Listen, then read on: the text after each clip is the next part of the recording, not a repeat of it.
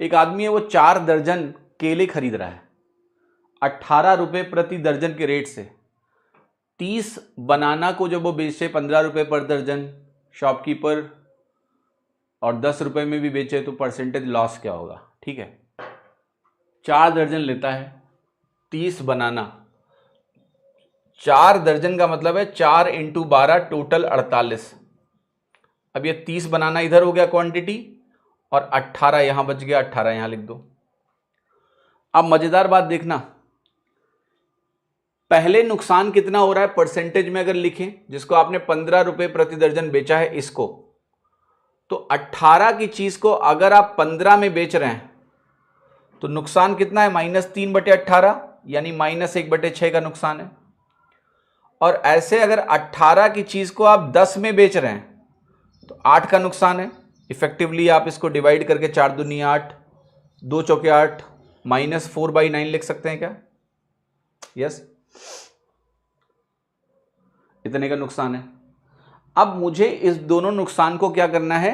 Combine करना है।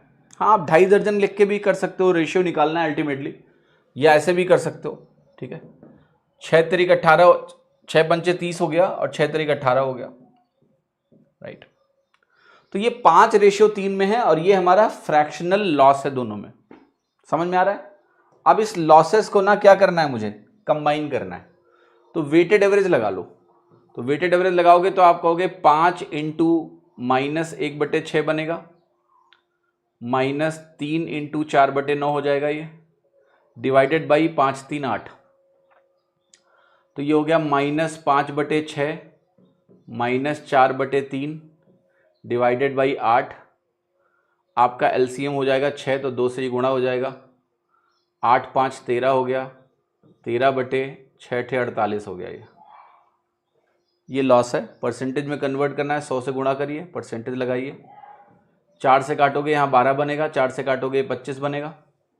ठीक है, अब 13 इंटू 25 आप सीधे निकाल लो, 25 इंटू 12 300 होता है, तो ये वैल्यू आपकी हो गई सिंपली 325/12। डिवाइड कर लो, आंसर आ जाएगा।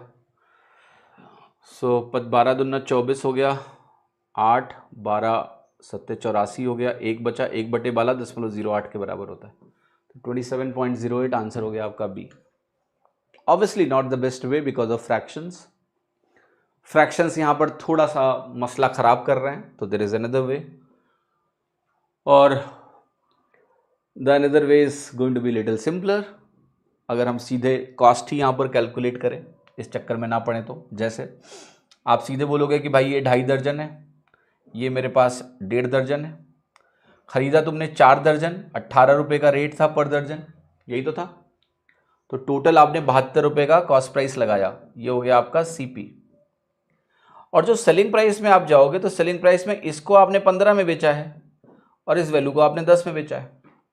तो 15 इंटू 2.5 अगर आप कैलकुलेट करते हो तो ये वैल्यू हो गई 75/2, एक तरह से 37.5 हो गई, और ये वैल्यू 15 हो गई।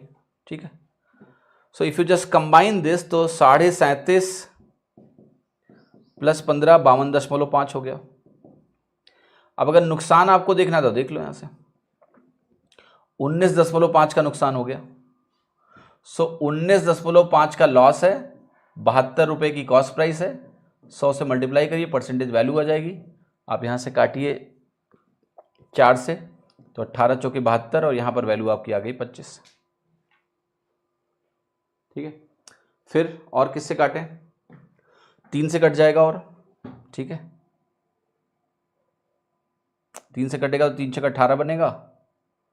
और या फिर आप ऐसा करो, एक मिनट,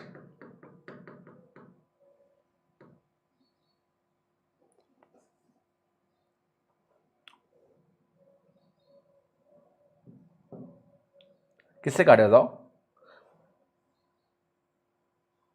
सही लिखा है? ठीक है ना, 52.5 तो ठीक है।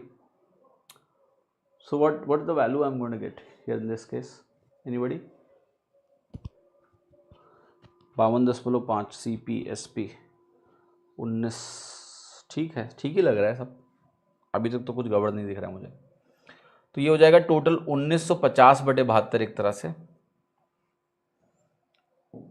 और इसको आप काटो तो 6 से दोनों कट जाएगा, क्योंकि ये इवन नंबर है, 3 से कट रहा है तो 6 से कटेगा, ये 12 बन जाएगा। 6 त्रिक 18, 6 दूनी 12, 6 पंचे 30, सेम आंसर आ जाएगा आपका यहाँ से। So whatever suits you, like fraction deal करना कुछ लोगों के लिए मुश्किल होता है, so you can skip, you can go through this route. आप ये रास्ता अपना लीजिए कि टोटल सीपी निकाल लो, टोटल एसपी निकाल लो और सॉल्व कर लो, ठीक है।